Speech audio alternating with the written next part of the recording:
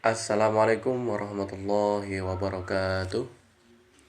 Oke, terima kasih. Kita kembali pada mata kuliah strategi pembelajaran bahasa Arab. Yang ini kita akan membahas tentang tema yang sesuai dengan nama mata kuliahnya, yaitu strategi pembelajaran bahasa Arab. Kalau kita kemarin membahas tentang metode, metode macam-macamnya, apa saja kemarin macam-macam dari metode.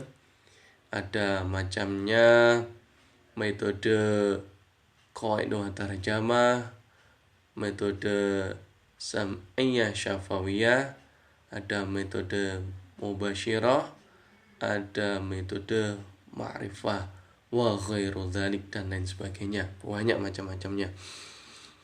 Oke, kita lanjutkan untuk tema kita, tema yang keenam ini, strategi pembelajaran bahasa Arab. Strategi itu apa? Strategi pembelajaran bahasa Arab.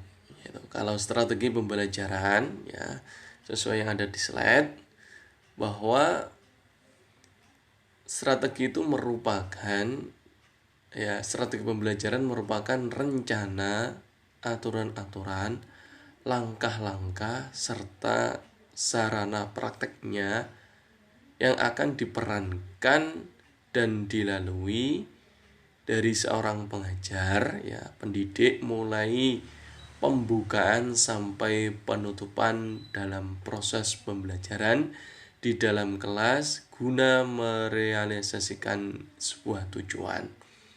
Itu strategi pembelajaran. Kalau strategi pembelajaran besar apa? Ya ditambah dengan apa? Tujuan dari pembelajaran bahasa Arab itu, yaitu kalau metode kemarin apa? Kalau metode itu tekniknya seorang guru dalam menyampaikan sebuah bahan ajar. Kalau strategi itu adalah rencana atau aturan atau langkah-langkahnya bagaimana. Jadi step by step mulai awal hingga akhir pembelajaran berlangsung ini. Karena strategi mengajar itu merupakan operasionalisasi dari sebuah metode, maka akan memuat gaya yang dilakukan guru dalam menyusun pelajaran, seni yang ditampilkan guru dalam proses pembelajaran, serta media dan sarana dalam berbagai bentuk yang digunakan oleh guru dalam proses pembelajaran. Ini pengertian dari strategi pembelajaran bahasa Arab.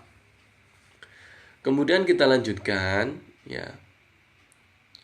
ada makna lain, makna lain dari strategi pembelajaran bahasa Arab ini. Apa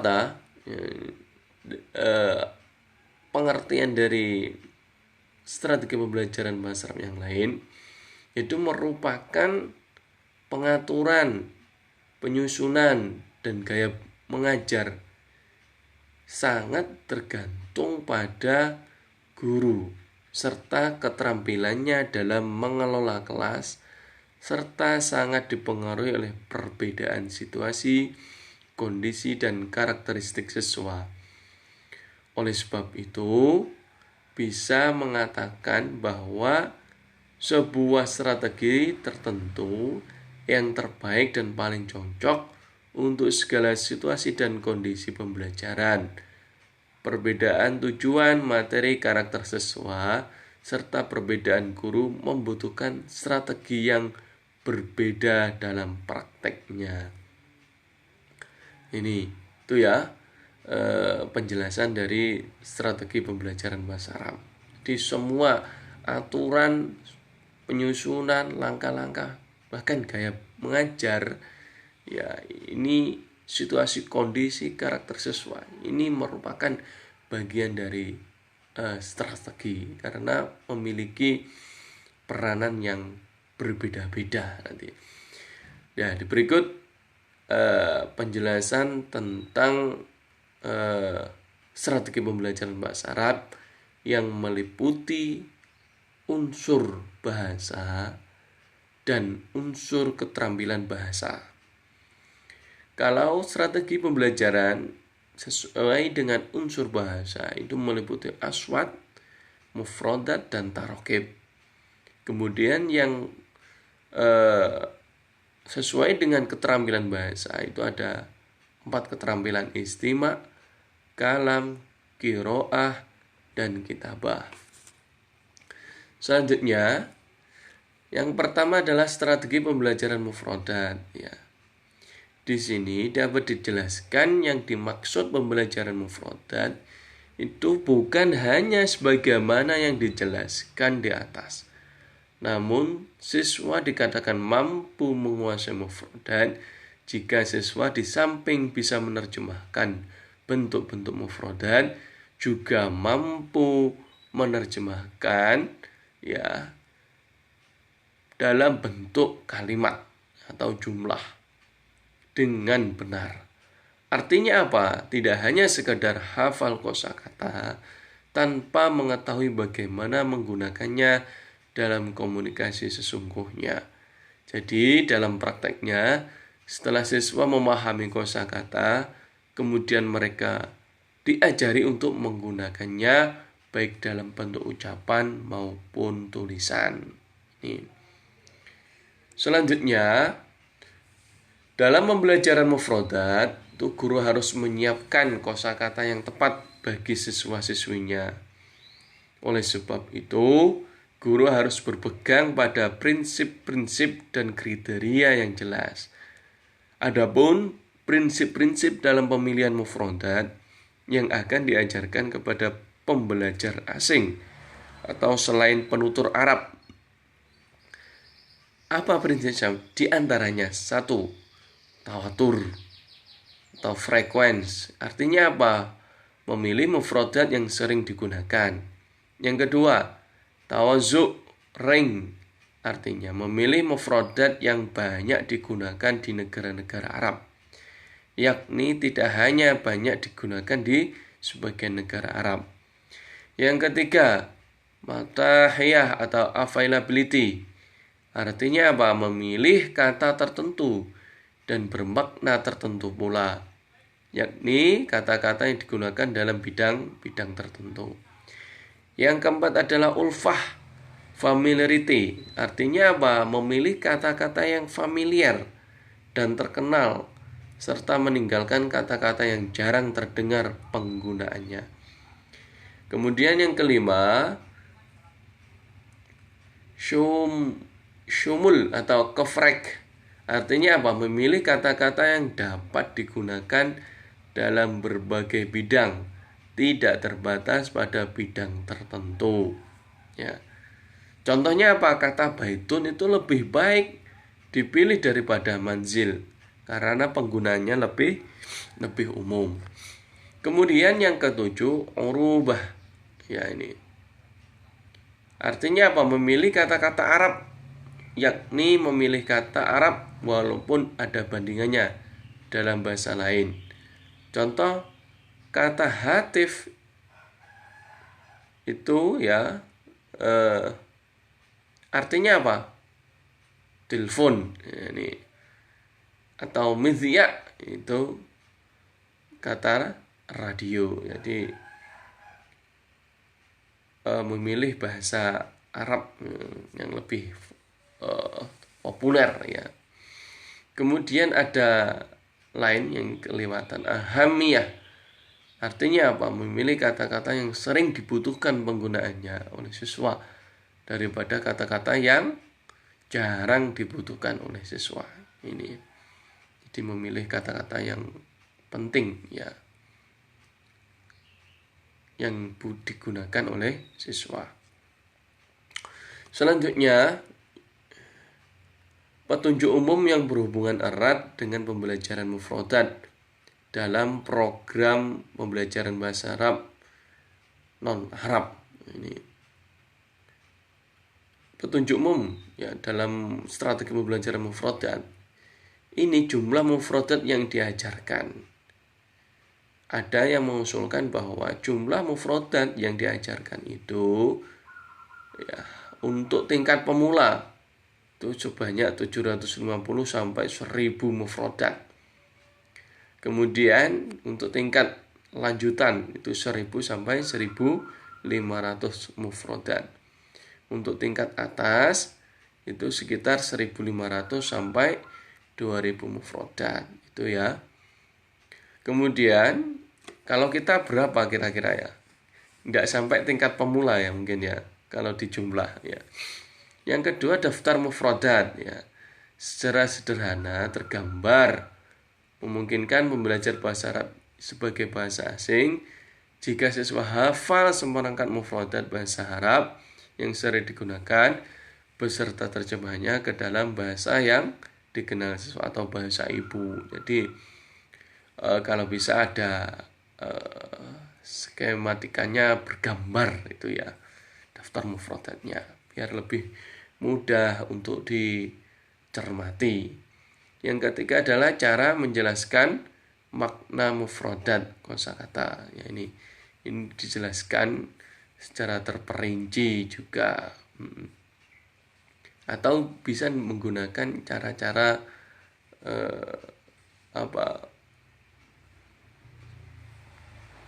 cara-cara yang lain ya. Ini ada step by stepnya, bisa dilihat dalam bentuk dokumen ya, file dalam bentuk dokumen ada semuanya di situ. Kemudian dilanjutkan yang kedua, strategi pembelajaran nahwu ya atau tata bahasa. Strategi pembelajaran nahwu ya, ini nahwu merupakan kaidah-kaidah bahasa yang lahir setelah adanya bahasa. Jadi kaidah-kaidah ini lahir karena adanya kesalahan-kesalahan dalam penggunaan bahasa. Oleh sebab itu, sesungguhnya nahwu itu dipelajari agar pengguna bahasa mampu menyampaikan ungkapan bahasa dan memahaminya dengan baik dan benar dalam bentuk tulisan, ya, membaca dan menulis dengan benar, maupun dalam bentuk ucapan, bicara dengan benar. Ini di nahwu memang bukan lahirnya sebuah bahasa, bukan. Lahirnya sebuah bahasa itu dengan adanya komunikasi. Tetapi di sini ya karena dengan adanya kesalahan-kesalahan maka nahwu juga berperan penting dalam pembelajaran bahasa. Kemudian ada sebuah pertanyaan, mengapa kita orang non-Arab belajar nahwu ketika belajar bahasa Arab? Ini untuk menekankan bahwa pentingnya belajar nahwu. Nahwu merupakan sebuah realita kebahasaan. Jadi nahwu bagian dari bahasa, ya. Yang kedua, nahwu merupakan aturan-aturan yang mengatur penggunaan bahasa. Sebagai rumus, ya, rumus mempelajari bahasa. Yang ketiga, nahwu merupakan alat atau media yang membantu untuk memahami kalimat dan tarkib-tarkib kalimat. Dan masih banyak alasan yang lainnya. Ini begitu pentingnya pembelajaran tata bahasa atau nahwu. Ketika kita melihat jawaban-jawaban di atas, maka nampak bagi kita urgensi belajar nahwu. Karena barang siapa yang belajar bahasa, maka dia akan menggunakan bahasa itu, dan dalam penggunaannya dia membutuhkan aturan yang bisa menjadi media atau alat yang membantu dia untuk memahami dan menyusun kalimat sehingga ungkapan-ungkapan bahasanya benar. Ini para mahasiswa PPA 3 ya semester 3 ini semoga semuanya ahli nahwiyin ya, ahli nahwu ya. Semoga saja, kita berharap seperti itu. Kita lanjutkan, ada dua model pembelajaran nahwu. Yang pertama adalah metode kiasi, yang kedua metode istiqri. Metode kiasi ini menyajikan kaidah-kaidah dulu ya, qawaid dulu, kemudian diberikan contoh. Ini metode kiasi atau deduktif ya. Ini metode yang pertama digunakan dalam pembelajaran nahwu. Yang kedua, metode istiqri atau induktif. Metode ini kebalikan dari metode kiasi ya. Pengajarannya yaitu apa? Dimulai dengan menampilkan contoh-contoh, kemudian disimpulkan dengan kaidah-kaidah nahwunya. Ini jadi kebalikannya. Terserah, bebas. Ini karena untuk memahamkan seorang siswa atau peserta didik itu bebas. Enaknya lewat mana ya, menggunakan cara yang bagaimana. Monggo, terserah. Kita lanjutkan. Yang ketiga ya, strategi pembelajaran istima'. Pembelajaran istima' ya, atau mendengarkan ya, ini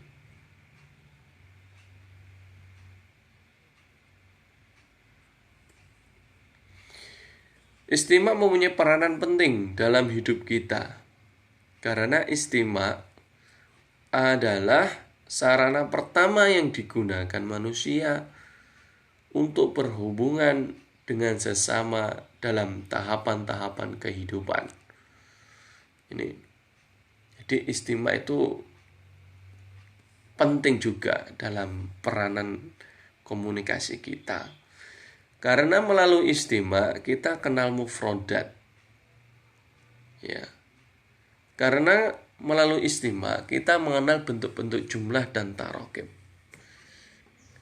Dan karena istima' pula ya, kita bisa menguasai keterampilan-keterampilan bahasa yang lain seperti kalam, qiraah, dan kitabah. Ya, ini sarana yang pertama adalah istima'. Langkah-langkahnya bagaimana yang bisa dilakukan guru dalam proses pembelajaran istima'? Yang pertama, harus menjelaskan kepada siswa. Dengan pendek kata, guru harus bisa meminimalisir kesulitan siswa dalam memahami teks istima' dengan cara yang mudah diterima. Yang kedua, siswa mendiskusikan materi yang telah dibacakan dan diakhiri dengan menyampaikan pertanyaan-pertanyaan yang berkaitan dengan tujuan yang dimaksud. Yang ketiga, menyuruh siswa untuk membuat ringkasan materi yang telah diterima dan menyampaikan ringkasan tersebut secara lisan di hadapan teman-teman kelas. Yang keempat, mengevaluasi ya, pencapaian siswa dengan cara mengajukan beberapa pertanyaan secara mendalam. Ini ya, ini yang ringkasan dari strategi pembelajaran istima'. Jadi harus dituntun siswa itu dengan cara apa? Meminimalisir kesulitan-kesulitan dari siswa. Ini kita ajari seperti itu. Yang ketiga, strategi pembelajaran kalam atau berbicara. Berbicara dengan bahasa asing merupakan keterampilan dasar yang menjadi tujuan dari beberapa tujuan pengajaran bahasa Arab. Ini kita contohkan bahasa Arab ya, bahasa Arab. Sebagaimana bicara adalah sebagai sarana untuk berkomunikasi dengan orang lain. Karena apa? Ya, kebiasaan kita berbicara dengan bahasa Indonesia, dengan bahasa Jawa, maka komunikasi kita menggunakan bahasa tersebut. Kalau kita berada di mayoritas ya menggunakan bahasa Arab, maka seyogyanya kita juga berkomunikasi dengan menggunakan bahasa Arab. Seperti itu. Kemudian langkah-langkahnya yang bisa digunakan seorang guru dalam proses pembelajaran kalam ya sebagai berikut. Jadi ada 3 tahapan ya untuk pembelajaran kalam Ini ada pembelajaran mubtadi, ya, ada mutawasid, ada yang mutaqaddim. Ini kita jelaskan dulu yang mubtadi atau pemula. Ini langkah yang bisa dilakukan. Yang pertama, guru mulai melatih bicara dengan memberi pertanyaan-pertanyaan yang harus dijawab oleh siswa. Kemudian yang kedua, pada saat yang bersamaan, siswa diminta untuk belajar mengucapkan kata, menyusun kalimat, dan mengungkapkan pikiran. Ini. Yang ketiga, guru mengurutkan pertanyaan-pertanyaan yang dijawab oleh siswa sehingga berakhir membentuk sebuah tema yang sempurna. Yang keempat, guru bisa menyuruh siswa menjawab latihan-latihan syafawiyah, menghafal percakapan, atau menjawab pertanyaan yang berhubungan dengan isi teks yang telah siswa baca. Ini yang mubtadi. Jadi melatih bicara dengan memberi pertanyaan sampai pada menyuruh menjawab latihan-latihannya, ya, sesuai yang menjadi tujuannya, ya, sampai pada percakapan. Kemudian yang mutawasid atau tingkat lanjutan. Yang pertama, belajar berbicara dengan bermain peran. Ini langsung, ya, memerankan sebuah tokoh. Yang kedua, berdiskusi tentang tema tertentu. Itu berbicara tentang peristiwa yang terjadi pada siswa. Ini bercerita, ya, tentang apa yang terjadi pada diri siswa. Yang keempat, bercerita tentang informasi yang telah didengar dari televisi, radio, atau media yang lainnya. Ini yang mutawasid atau yang lanjutan.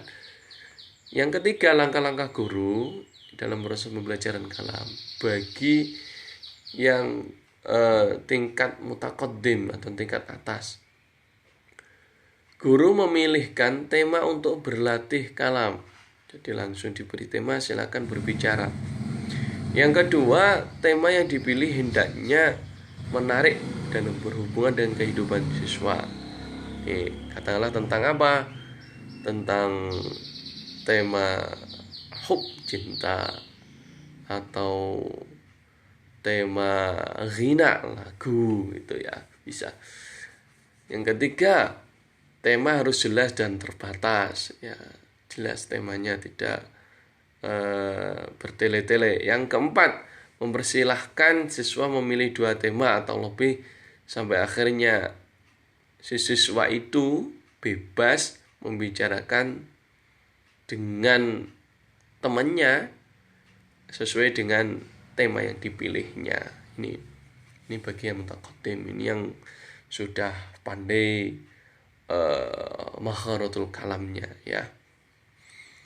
Selanjutnya, petunjuk umum berkenaan dengan pembelajaran kalam. Yang pertama, belajar kalam yaitu belajar berlatih berbicara. Hendaknya siswa mengungkapkan tentang pengalaman mereka. Ini lebih mudah nanti kalau pengalaman mereka. Yang ketiga, melatih memusatkan perhatian. Yang keempat, tidak memutus percakapan dan sering membenarkan. Yang kelima, bertahap. Dan yang keenam, kebermaknaan tema. Itu siswa akan lebih termotivasi untuk berbicara jika temannya itu berhubungan dengan hal yang bernilai dalam kehidupan mereka. Jadi untuk maharah kalam ini menggunakan metode mubasyirah biasanya, ya. Jadi langsung praktek ini, ya, langsung praktek ini. Kemudian kita lanjutkan yang keempat tentang strategi pembelajaran qiraah atau membaca. Membaca merupakan materi terpenting di antara materi-materi pelajaran. Siswa yang unggul dalam pelajaran membaca, mereka unggul dalam pelajaran yang lain pada semua jenjang pendidikan. Jadi orang yang pandai membaca ini seorang siswa itu juga unggul ya dalam pelajaran yang lain. Begitu juga siswa tidak akan bisa unggul dalam materi manapun dari materi-materi pelajaran kecuali jika siswa mempunyai kemampuan keterampilan membaca yang baik. Ini. Begitu juga siswa yang kurang bisa baca, maka ia akan terhalang juga. Ini, ya. Jika membacanya kurang baik. Kemudian dalam strategi pembelajaran qiraah ini ya juga membaca atau qiraah merupakan salah satu keterampilan berbahasa yang tidak mudah dan sederhana. Tidak sekedar membunyikan huruf-huruf atau kata-kata, akan tetapi sebuah keterampilan yang melibatkan berbagai kerja akal dan pikiran. Ini membaca merupakan kegiatan yang meliputi semua bentuk-bentuk berpikir, memberi penilaian, memberi keputusan, menganalisis, dan mencari pemecahan masalah.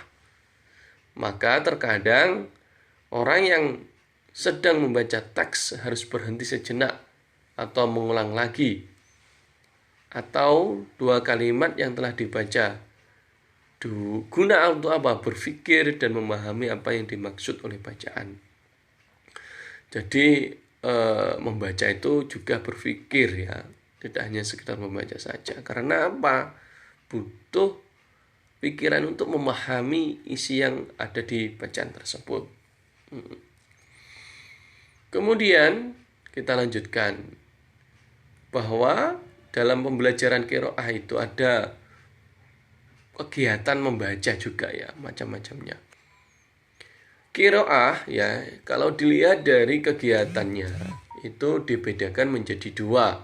Qiraah jahriyah, membaca keras. Yang kedua qiraah shamitah, membaca dalam hati. Kalau dilihat dari tujuan secara umum, qiraah itu dibagikan menjadi dua juga. Qiraah istimta'iyah, membaca refreshing. Yang kedua qiraatud darsin wa tahlilin, membaca pelajaran dan analisis. Yang ketiga, kalau dilihat dari tujuan khusus, qiraah bisa dibedakan menjadi qiraah mengisi waktu kosong, qiraah untuk mendapatkan pengetahuan tertentu, qiraah untuk mendapatkan pengetahuan secara rinci, dan juga qiraah untuk berpikir kritis. Ini untuk tujuan-tujuan khusus. Dan juga banyak yang lain ya. Ini tidak hanya sebatas ini ya pembagiannya. Silakan dilihat di file dokumen ini sudah dijelaskan secara rinci ya di situ. Untuk yang di slide ini hanya sebatas cuplikannya saja ya. Nanti bisa dilihat di file dokumen. Kita selanjutkan ya, strategi pembelajaran menulis atau kitabah. Di antara keterampilan-keterampilan berbahasa, itu keterampilan menulis adalah keterampilan tertinggi ya dari 4 keterampilan berbahasa. Menulis merupakan salah satu sarana berkomunikasi dengan bahasa antara orang dengan orang lainnya yang tidak terbatas oleh tempat dan waktu. Jadi ini menulis adalah bagian gabungan dari keterampilan yang sudah dijelaskan di atas dan merupakan tingkat yang paling tinggi ya, menulis ini.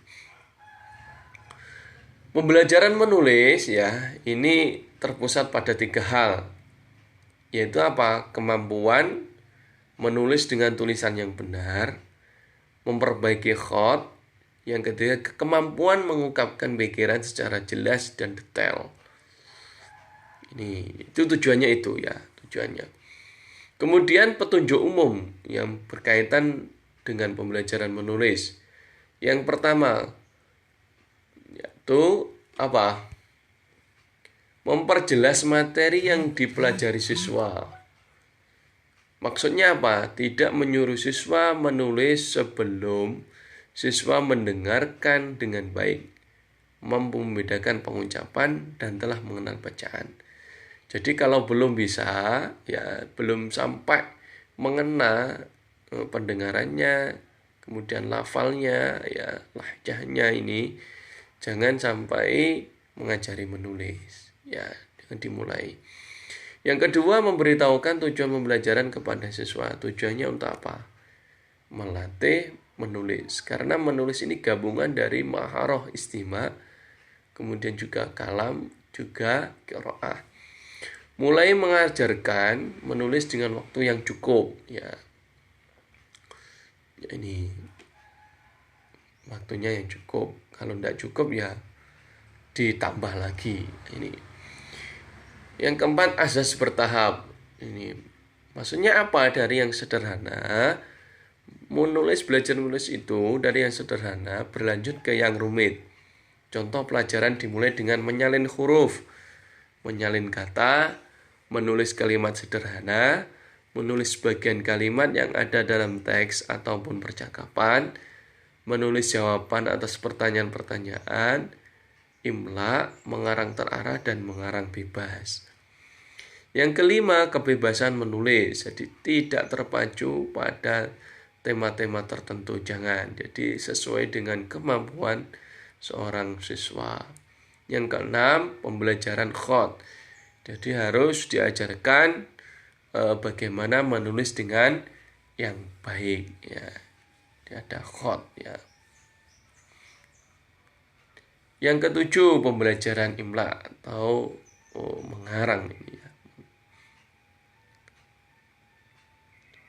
Kita lanjutkan. Dalam pembelajaran menulis, yaitu proses pembelajarannya bisa dengan beberapa tingkatan, yaitu dimulai dengan pelajaran imla, khot, sampai pembelajaran takbir. Pembelajaran imla yaitu apa? Imla pun ada macam-macamnya ya. Imla mangkul, ada imla mandur, ada imla ikhtibari. Ini. Imla mangkul itu adalah tingkat pertama ya. Pembelajaran menulis bahasa Arab yang bertujuan untuk memperbaiki kemampuan siswa dalam menulis huruf dan kata bahasa Arab. Tingkat ini penting untuk mendapatkan perhatian dalam belajar bahasa Arab karena ada beberapa sebab yang timbul dari aturan penulisan bahasa Arab. Ini tentang imla mangkul. Ini tingkat pertama. Yang kedua, imla mandur. Tingkat imla ini adalah kelanjutan dari imla mangkul, di mana pada tingkat ini guru bisa memberikan latihan dengan cara guru meminta siswa menyiapkan teks tertentu yang ditentukan ya. Kemudian guru menjadikan ya tema tulisan atau imla kepada siswa agar membaca teks itu di rumah. Dan kemudian ketika di kelas didiskusikan dengan guru secara tertulis di papan tulis. Ini. Dan mengeluarkan kata-kata yang sulit membacanya, kemudian guru menjelaskan cara penulisannya. Jadi diberi teks untuk diajari, kemudian didiskusikan atau dimusyawarahkan di dalam kelas. Selanjutnya, imla ikhtibari. Imla ini pelaksanaannya membutuhkan 3 kemampuan, yaitu kemampuan mendengarkan, kemampuan menghafal apa yang didengar, dan kemampuan untuk menuliskan apa yang didengar sekaligus dalam waktu yang sama. Tujuannya untuk apa pada imla ikhtibari? Untuk memperkuat hubungan antara suara dan rumus yang telah dipelajari siswa ketika membaca, mengevaluasi perkembangan dan kemajuan ingatan terhadap apa yang telah didengar siswa. Jadi ini lebih sulit lagi ya, lebih atas. Jadi sudah mengenal tata bahasanya, kemudian bacanya sudah benar, lalu belajar menulis pada imla ikhtibari ini. Kemudian pembelajaran takbir ya. Pembelajaran takbir. Takbir juga ada dua, takbir muwajjah dan takbir hur.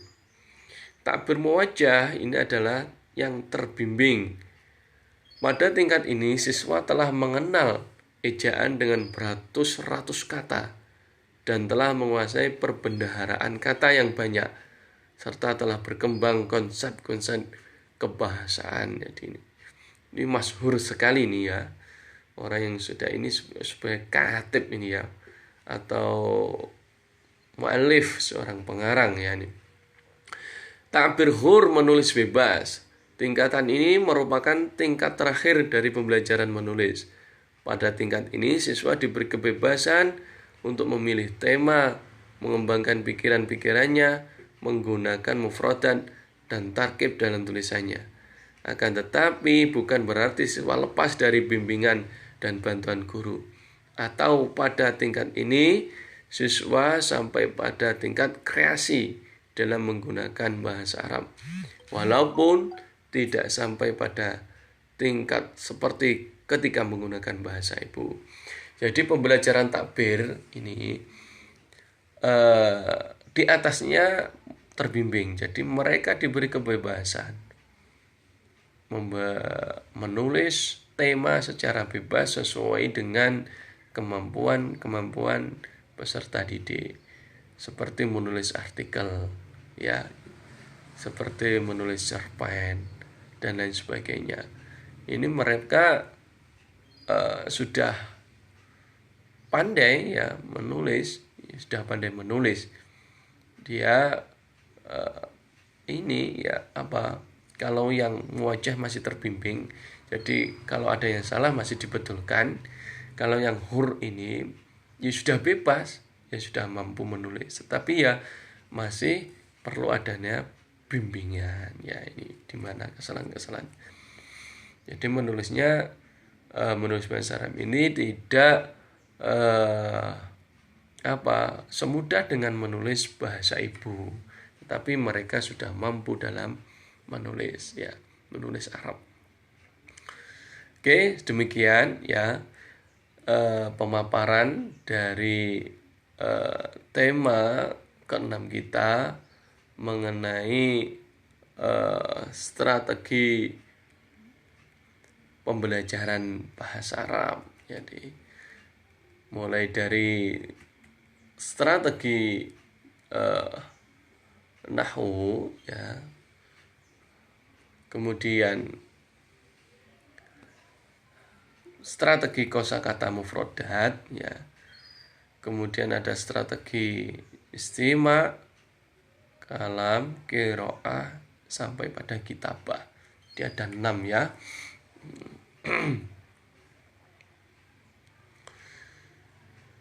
Semoga dalam pertemuan kali ini kita dapat memetik hikmah yang sudah kita pelajari tentang strategi pembelajaran bahasa Arab. Karena kemampuan mahasiswa masing-masing, ada yang mampu dalam bidang tertentu ya, ada yang belum mampu. Jadi yang belum mampu janganlah kecil hati. Karena apa? Yaitu secara teoritis strategi pembelajaran bahasa Arab itu ada strategi pembelajaran mufradat, nahwu sampai pada maharatul lughah ya. Ini harus ada step by step-nya. Nah, mungkin ini sebagai langkah motivasi kita untuk belajar bahasa Arab lebih giat lagi dan lebih mantap. Sekian dari saya. Jika ada kekurangannya, saya mohon maaf yang sebesar-besarnya ya. Terima kasih atas partisipasinya. Semoga teman-teman sekalian, teman-teman PBA semester 3 bisa menonton video ini, penjelasan dari saya yang penjelasan singkat dan padat ya ini ya. Akhirul kalam, wallahu wafiqilakum tarik. Wassalamualaikum warahmatullahi wabarakatuh.